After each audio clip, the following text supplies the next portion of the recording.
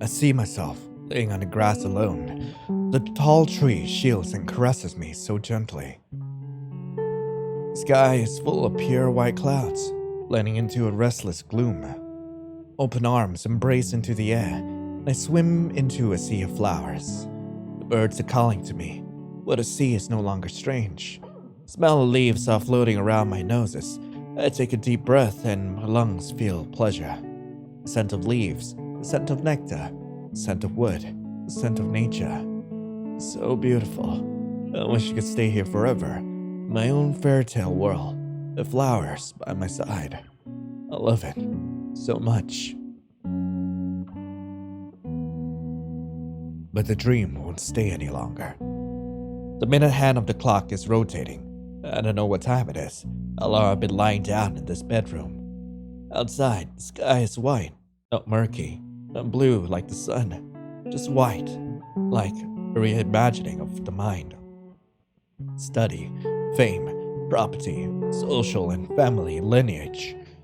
That's his daily life, so he doesn't hesitate to continue living with the honor of being the son of a family that embraces him. Filled with gold rings, diamonds, and money, the birdcage is his home. When he stands closer to the mirror, the figure reflecting him from head to toe is the figure of a man in his mid-20s. Although he had the traits of an adult, elegant, calm, and dignified, his soul was still the same of that of a teenager. A smile appears on his face, even though it isn't real, a happy smile. It gives him comfort in his heart that today surely nothing bad will happen. But everything is not as he believes.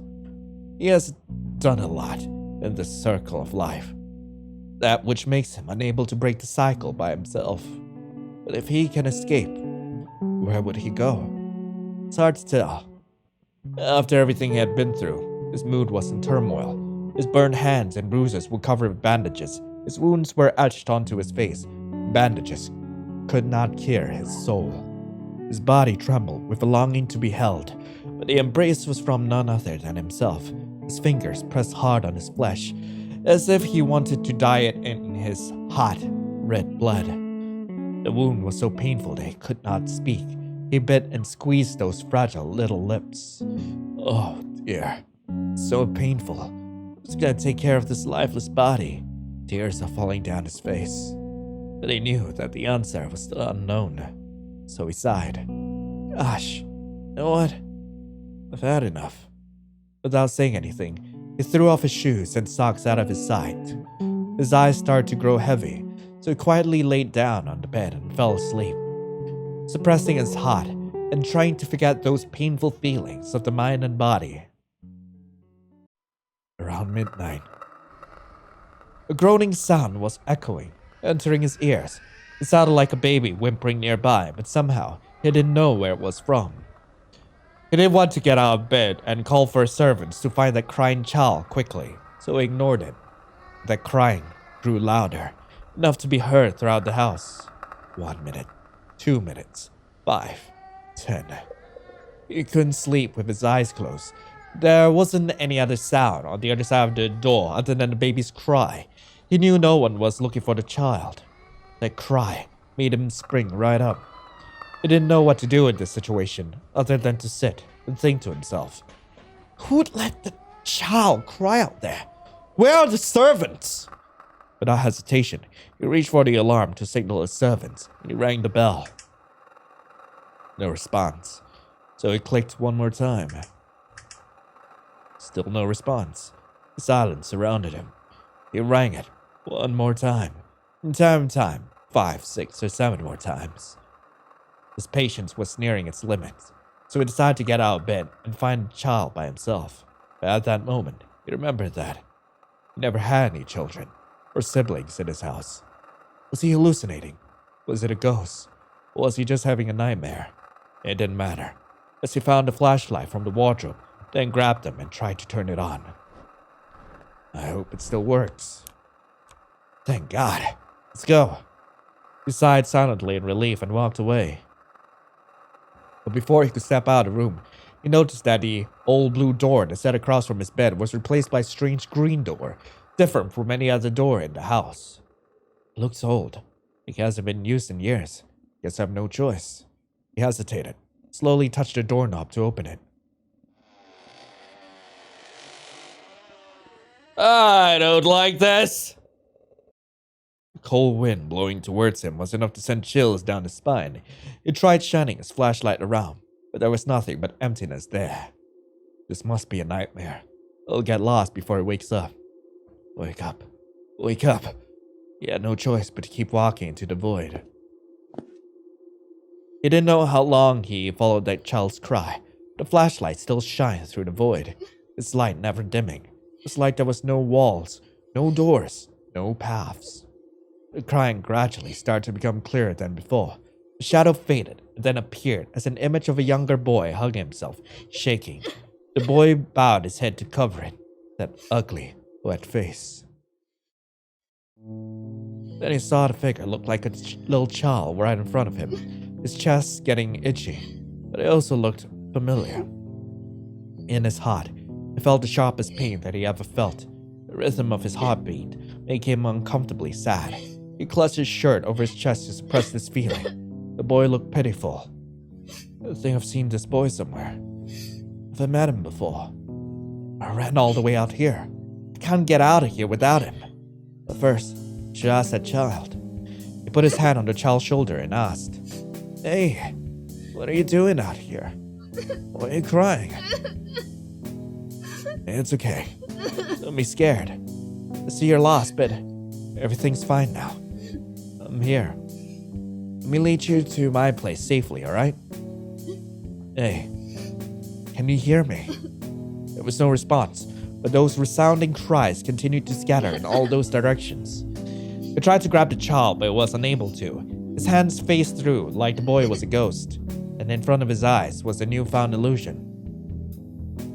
In front of him was a familiar figure, a woman. She was slim, beautiful, but she was also very strict and well-groomed. With jade green eyes, his face started to turn blue.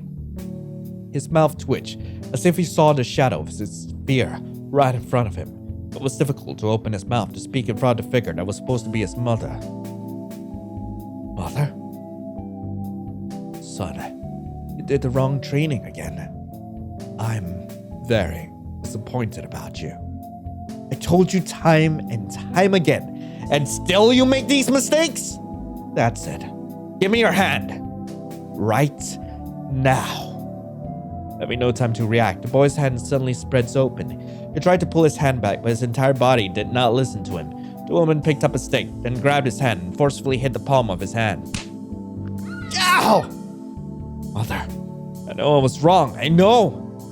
I didn't mean it, Mother. I'll try again, Mother. Please.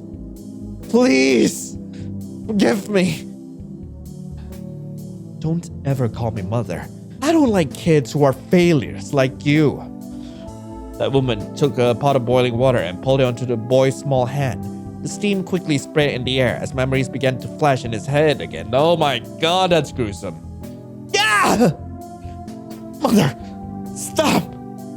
Burns attached themselves to his body, hands, mind, and memories, scarring him in dreams and in reality. His consciousness became uncontrollable, unable to distinguish between reality and dream. He held his head in despair, ignoring the burns, crying in agony. Mother, I know I was wrong. Please, please forgive me.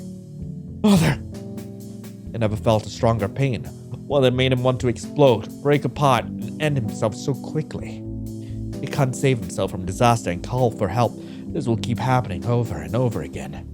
Why then? Doesn't he just end this person's life? Right. Why didn't I do that sooner? How can I deal with this woman? He looked back at his hand. Before, I had been holding a flashlight, but now, he appeared to be holding a sharp knife. When? How? No. I don't care anymore. Without hesitation, he stood up slowly, feeling heavy, much like a lifeless puppet. His voice saying it to his beloved mother one more time, like he was about to collapse. What are you doing with that knife?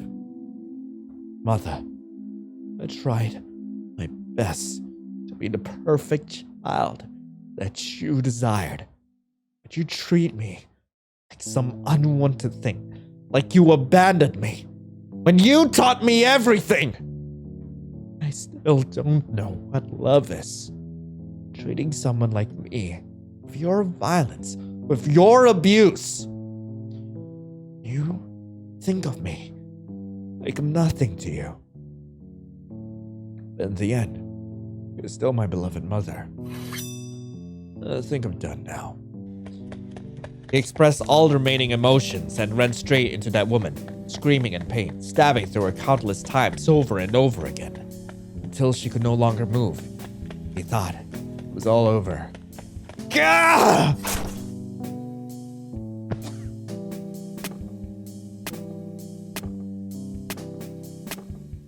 Wow, that's quite a few stabs. Something caught his eye. From that woman's feet, countless sprouts sprang up. The flower buds bloomed, beckoning to be reborn into a new life, clinging onto skin, to the muscles, to the blood vessels, to the bone marrow, all around the woman. Then a tree started to grow uncontrollably and horribly fast. It looked no different from other strange parasitic disease, spreading from the inside out of the body, living inside the subject and killing them without mercy. The beauty of new life confused and frightened him, causing him to collapse and move away from the woman. Their eyes looked straight at each other. It's almost impossible to look away. Before the woman was covered by those flower creatures, she gazed at him with empty and lifeless eyes. Blood began to leak from her eyes, staining her face of this maternal beauty. Instead, the woman stood up and approached Lei step by step. It wasn't long before she fell down in front of him. They both stared at each other until they were dumbfounded. Mother? He knelt down, gently approaching his mother. He checked her heartbeat for any signs of breath, but they were all traumatized after all he'd caused. The knife covered in blood began to fall to the ground at his feet.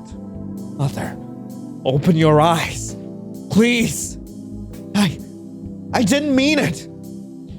He shook her body in fear and panic. No matter how many times he tried to help his mother wake up, she wouldn't. He hoped that this was just a nightmare. But why did it look so real? He suddenly felt an unprecedented clarity. Wounds, blood, flesh, mother's stress. Everything felt so real. The smell of rotten flesh gradually spread. He couldn't stand the stench and vomited. Some dreams might come true. There's no time to run away from reality. It's all you want. Open your real self up. I might just be some other person in your eyes. But don't worry. You have a lot of time to figure it out. Dear Layton. What? His heart was beating nonstop. He touched his chest to calm himself down. After the nightmare, he was sweating all the way down to his feet, panting like he had just run a marathon for the first time. He looked around. He couldn't find that old blue door anymore. Is that a dream? Layton thought to himself inside in relief. From the other side of the door, there were whispers and footsteps passing by. He got out of bed to check. After he opened the door, he saw that there were countless people outside, surrounding him. They did not notice him at first, so he quietly passed through the crowd. Suddenly, someone stopped him from going through. Master, please, don't come over here. What's wrong, Robert? You look so pale. Something wrong over there. I'm afraid it's really hard to say, but if you're truly prepared, I will tell you. Sure, Robert. I'm ready. What is it? Your mother. She passed away by murder. I'm terribly sorry for your loss. We called the police hours ago, but we didn't find the culprit yet. I know it's hard to say. Please, go back to your room. I'll make you some tea to help you feel better. Thank you, Robert. It'll be all right. If you say so, Master. I'll take you back then. If nothing more to say, the butler led Layton to his room and made sure no one attacked him like they had with his mother. Then I beg your pardon. After the butler left, Layton stood there silently, holding his face and trembling with excitement. I killed her.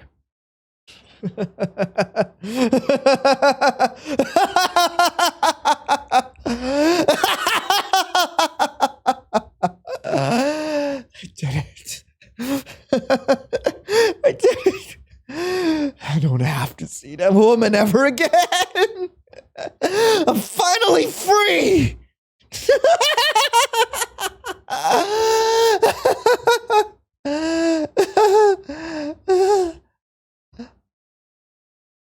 Over 10 years after his mother's death, he graduated from university in pharmacy and agriculture. He started moving to his own house from far away to his father's place. Currently, day one, he's building his dream plan as he desired to open a rather large project that he hopes will succeed someday. Well, that's what he thinks. Come in. Good evening, Master. I come here to report the schedule for tomorrow. Thank you, Hugh. So tell me, what's in the schedule that you have? Well, there's one interview for tomorrow afternoon. The interviewer this time is Lion Bridget. Me?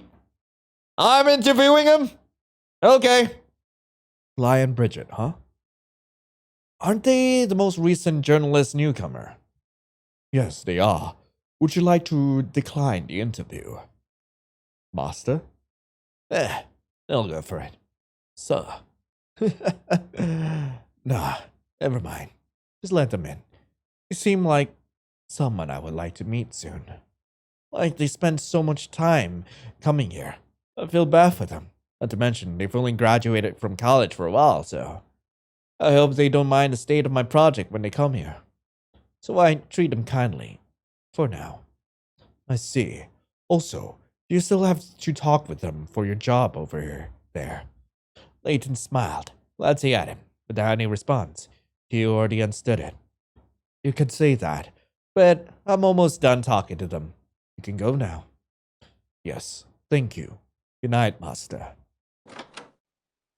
Well then, where were we? Leighton's malevolent laughter echoed in the basement.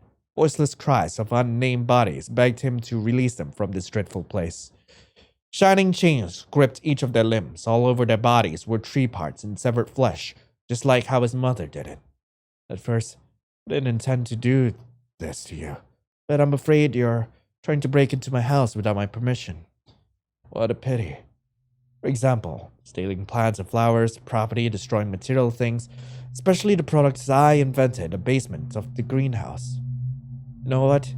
I've been thinking that I should call the police and request for you to leave. But I'm really bored. So I grabbed you here for some reason. You want to join my business project?